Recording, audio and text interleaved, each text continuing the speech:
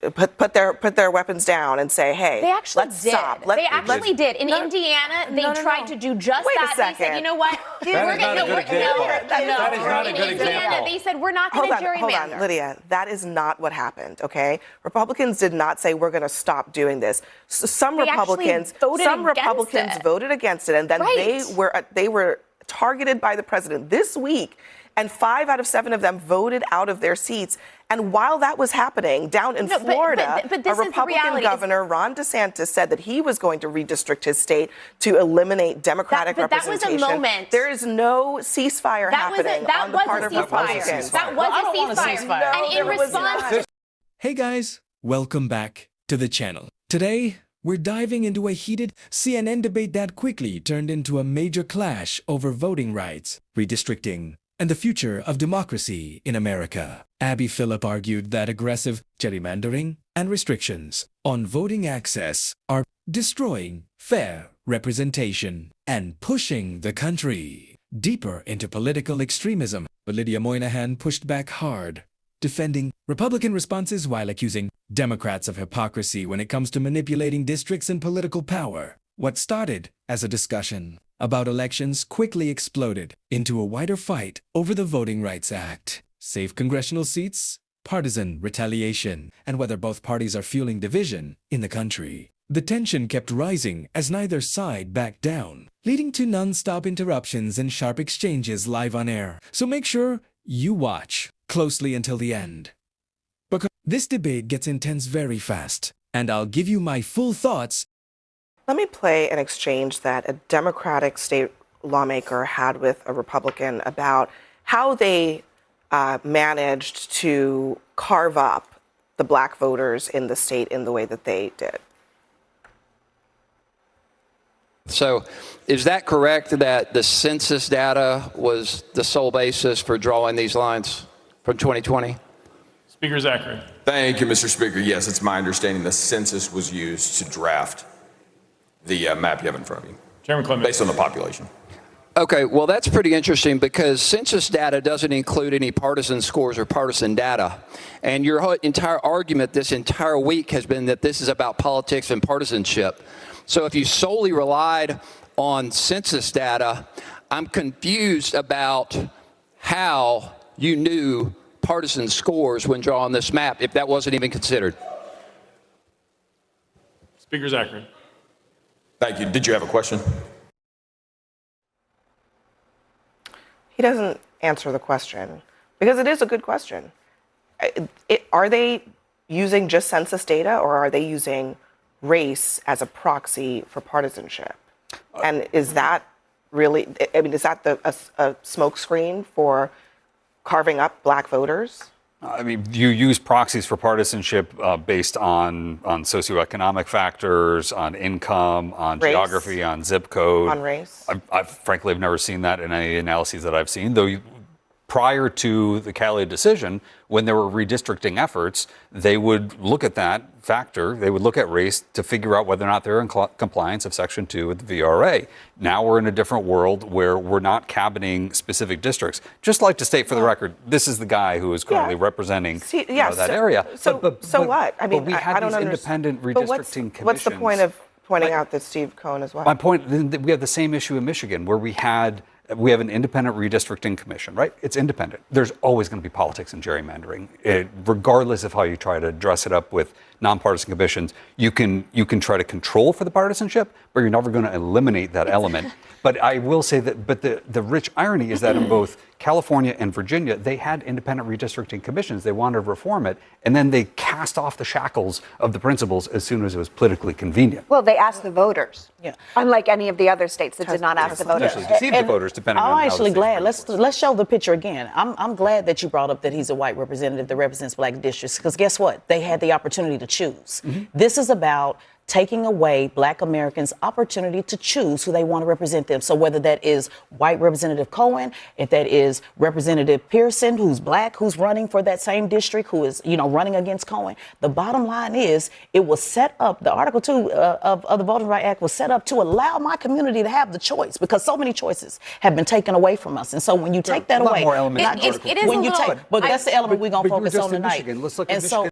congressional delegation. Yeah. I mean, there were a number of VRA seats that were drawn to make sure they had the appropriate amount of African-American voters, which, the assumption there is on the partisanship. Not a single one of them is represented by an African-American representative. And I got only representative in Congress. I have a problem with You have to admit it's a little ironic that the woman now who is likely going to win the 9th district in Tennessee is a black Republican woman as a result of this redistricting effort. It's likely going to be a black Republican woman who beats that old white man. I just wanted to make the basic point that in the presidential election, Trump got 65%, Kamala Harris got 35%. So it's easy to assume that Tennessee is 35% Democratic. Of the current 9 seats, 1 seat is Democratic. Of 35%, it would be 3 seats would be Democratic. Right now it's 1. Under this new redistricting, it'll be 9 Republican, 0 Democratic. That's just not right. And this is happening all over our country, and it's destroying our country. Yeah, I mean, Republicans were just complaining about this very thing in Virginia a couple weeks ago. And so now this is an even more extreme example of how, putting aside race for a second, just if you're a Democrat in the state, you have no shot of having a representative that has your interests in mind in Washington at this point. Which is similar to many places in the Northeast. And I will say, I think the Tennessee move is in direct retaliation. And I'll say retaliation because Hakeem Jeffrey said it was maximum warfare. That's what he said after the Virginia redistricting He was responding to Trump redistricting Texas. Right. Which was in response say that. to New Why don't York. we just all agree? Why don't we all agree? Let's not do it. We're all different viewpoints. Why don't we all agree this is wrong? Gerrymandering is wrong.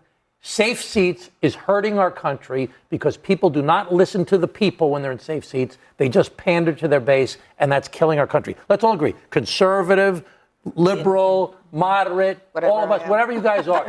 Let's all agree this is wrong. Agree. It's wrong. And let's also agree that they won't be changing it. And let's also agree it's time for tit for tat. I know you say you don't want tit for tat. I support tit for tat.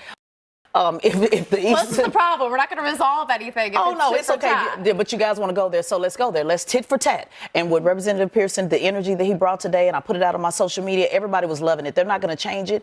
So crying about it's not going to make a difference. California's going to make up the difference. Virginia's going to make up the difference. Organizing voters, Democrats need to flip the House and need to expand the Supreme Court because that's what this is about. But where does this end? It ends at the For the People's Act. That's it. The Democrats tried to pass and all voted for that banned partisan gerrymandering. It ends where we make dark money out of politics. It ends when you put Democrats who already voted for the John Lewis Voter Rights Act back in power, and you actually pass those things that make voter election day a holiday, that give us mail-in ballots, that give us safety in voting. All the things the Republicans are currently trying to rip away. Voter suppression started with gerrymandering, and then closing polling stations, and then limiting drop boxes, and then mail-in voting, and early voting, and same-day registration. Those are all taking away from certain communities that vote Democratic. We have to stop doing that. And it ends when you put Democrats in charge and you actually pass the laws that they tried to pass before and all voted for and Republicans voted against. It ends with Democrats in charge? That's the goal. Okay, that is the goal. That's why the gerrymandering protections. And this is why the gerrymander keeps happening. But Lydia, Republicans are doing it in response to that. Should Republicans end put their weapons down and say, hey, let's stop. They actually did. In Indiana, they tried to do just that. They said, you know what? That is not a good example. In Indiana, they said, we're not going to gerrymander. Hold on, Lydia. That is not what happened, okay? Republicans did not say we're going to stop doing this. Some Republicans voted against it, and then they were targeted by the president this week. And 5 out of 7 of them voted out of their seats. And while that was happening down in Florida, a Republican governor, Ron DeSantis, said that he was going to redistrict his state to eliminate Democratic representation. That was a moment. There is no ceasefire happening on the part of Republicans. That was a ceasefire. And in response to the ceasefire in Indiana, Virginia said, hold my beer, let me get rid of all of the wrong votes. You know, it wasn't a ceasefire, it was more like a mutiny. And President Trump hated the fact that they pushed back on him. And you know why he hated it so much? He hated it because it's not Indiana. That just doesn't. No one cares. I'm just saying, no one cares that they opted not to gerrymander. That's not the same thing as Republicans saying we're not going to gerrymander anymore. Because at the same time that was happening, they were planning to gerrymander in Florida. But you know what? You know what? All of those Republicans who were upset were right. Because Indiana said, we're going to stop it. And then, and guess what? We don't want Virginia decided to draft it, so they were then Republicans spent $6 million voting them out of their seats. And Democrats. Honestly, this debate shows just how divided America has become over elections and political power. Abby Phillip's argument focused heavily on the idea that when districts are aggressively redrawn and voting access becomes harder, people begin losing trust in the system itself. She was basically warning that safe seats and extreme partisanship can create politicians who no longer feel accountable to everyday voters. At the same time, Lydia's pushback reflects what many conservatives argue, that Democrats also benefit from political maps when it helps them, and that both parties often accuse each other of hypocrisy depending on who holds power. That's why these conversations become so explosive, because neither side believes the other is acting fairly. What really stood out in this debate was how quickly it moved beyond just voting laws and turned into a bigger conversation about trust in democracy. When people believe elections are unfair, tensions rise fast. And that frustration spreads across the entire political system. Whether you agree with Abby Phillip or Lydia, one thing is clear. Debates over voting rights and political representation are only going to become even more intense heading into future elections. But that's my take on it. Let me know what you think down in the comments below. Do you think redistricting is protecting democracy or destroying fair representation? And as always, don't forget to like, subscribe, and turn on notifications for more political news.